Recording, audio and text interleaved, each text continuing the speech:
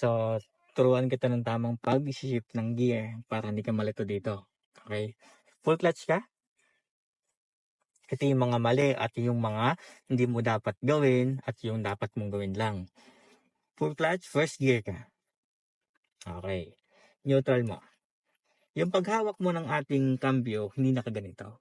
Ang paghawak, pag first at second, yung kamay mo nandito sa gilid. Okay?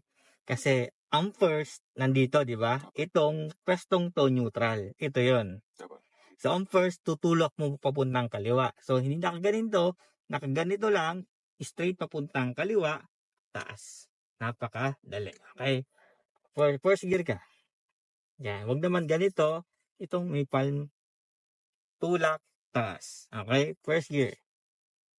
Okay. Second gear, ganun din. Tulak kaliwa, baba.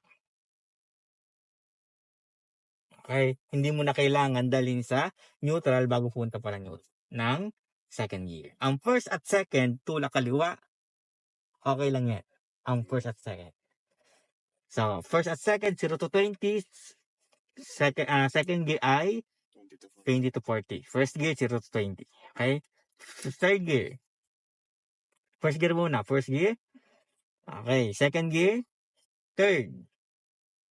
Okay, ito naman ang third. Para sure na pumapasok kasi sa mga beginners, normal na napunta ng fifth, napunta ng first gear, hindi mapapunta dun sa third gear. So, nakasa second gear to. So, wag mong kakabigin papuntang kaliwa or kanan. Kasi automatic napunta ng neutral. Kaya ang gagawin mo na lang, tulak, tulak. Hinayaan mo lang siya. Okay, third gear. Tulak neutral, tulak taas. Kaya wag mo siyang pisilin, wag mo siyang kakabigin. Basta itulak mo lang nito. Tulak, tulak. Wag naman yung dire-diretso. Minsan kasi napunta ng first gear.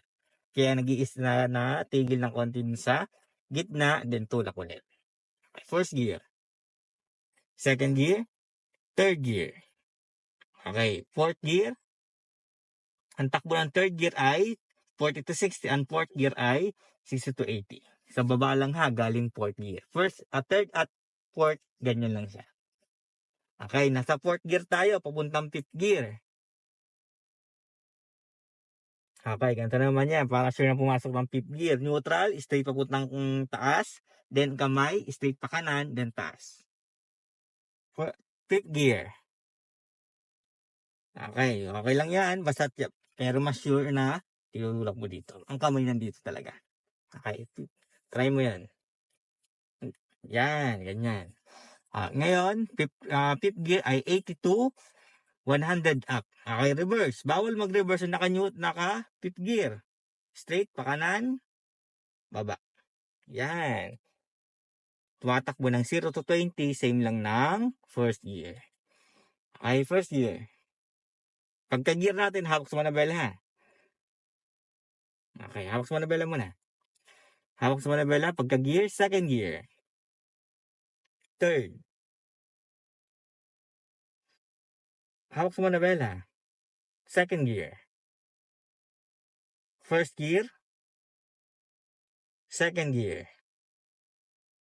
Third. First gear.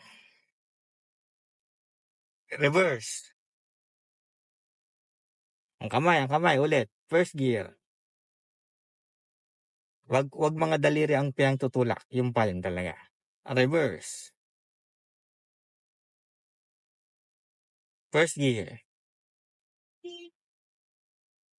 Second gear. Third. Second gear. First gear. Neutral. Okay.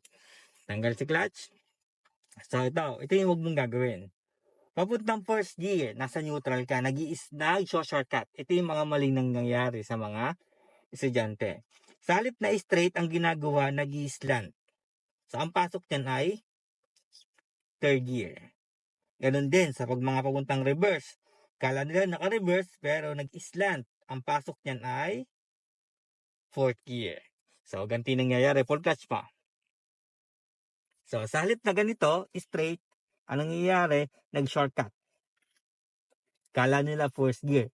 nasa traffic, taranta na sila, patay ng patay lagi ang sasakyan kasi nasa third gear, hindi mapatakbo.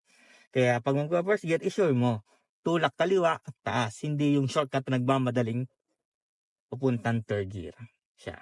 Okay, sa reverse, ganun din. Nag-shortcut, katulad nito, shortcut siya.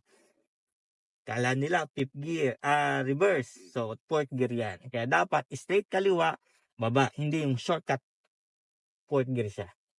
Okay? Kaya mapapansin mo, straight na straight to. Ito, hindi man to nag-slant. Itong guhit na to. Itong diagram na yan. Kaya wag mong kakalimutan, hindi pwede mag-slant. Dapat ito ay straight na straight lagi. Straight kaliwa, straight kanan. Kaya ang kamay, pag pupunta doon sa kaliwa, ang kamay nandito.